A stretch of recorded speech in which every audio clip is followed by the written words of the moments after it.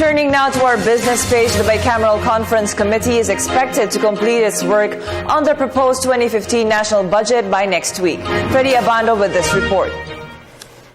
The House and Senate panels in the Bicameral Conference Committee are expected to finalize their proposed 2015 national budget of 2.606 trillion pesos by next week so that Congress can review the supplemental budget of 22.467 billion pesos to ensure both measures will be signed by the President before the Christmas break. House Appropriations Committee Chairman Isidro Unga Baird, the House will be more active in conducting its oversight functions to review the utilization of the budgets of every department. The House Appropriations Committee will take the lead role as instructed by Speaker Feliciano Belmonte. In line with the Speaker's call for good governance, the House of Representatives, through its 58 standing committees, will intensify its oversight of government performance and implementation of critical and economic and social legislation. The House is strongly pursuing its congressional oversight powers to oversee the implementation of policies and laws enacted by Congress. This will require the conduct of more public hearings and oversight to ensure that the resources of government are properly spent for the purposes provided by law. The Senate also presented its own version to monitor every expenditure item of all government agencies. Senate President Pro Tempore Ralph Rectus said the national budget suffers from a system for reporting on the progress in the utilization of funds and the completion of projects.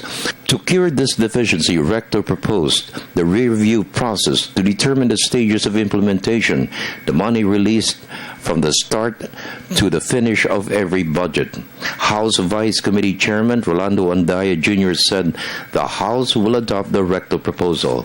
That there is an interim report kung na-accomplish ba yung mga sinabing na nakalagay sa budget with regard to the PAPs.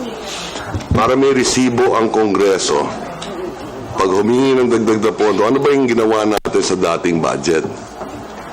Nagastos ba for the particular project suspension, for example? In receipt of that rear-view mirror, so-called amendment, Mr. Chairman, and offhand, the committee seems to be in agreement with it. For one simple reason, it is already being complied with ever since. Yung sinasabi ho yung partial na report is submitted the year after the fiscal year. So if you look at the budget documents, every year na sinasabit ng executive, nandun naman talaga yun eh. Mayroong column doon na partial. It's there every year. And after the next year, meron yung actual.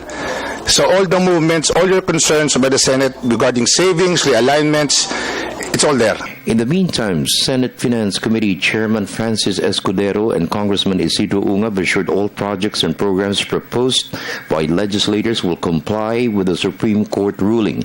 No insertions after the enactment of the budget. Among the projects listed cover infrastructure, scholarships, medical assistance, and agriculture. During the budget deliberations here, if you notice, DA proposed their budget. Some congressmen question bakit yung farm-to-market road hindi pa narating yung lugar namin. So it's a valid intervention by the legislator. Anong gusto niyong gawin namin? Pag may binigay na budget si Secretary Abad, hindi namin pwedeng baguhin kasi baka sabihin niyo may pork kami. So yung eksaktong sinubmit ni Secretary Abad, literally rubber stamp ang Kongreso, yun din yung pagbobotohan namin at aprubahan namin. Kasi kung ano man ang pagbabagong gawin namin, tatawagin pork eh. But you have to understand too, congressmen represent districts. Paano kung sa distrito ni Congressman Ungab may kailangan ng isang school building?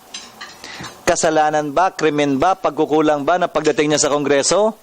Isigaw niya sa budget hearing, kailangan ng isang school building dito sa barangay na to. For the People's Television Network, this is Freddie Abando reporting.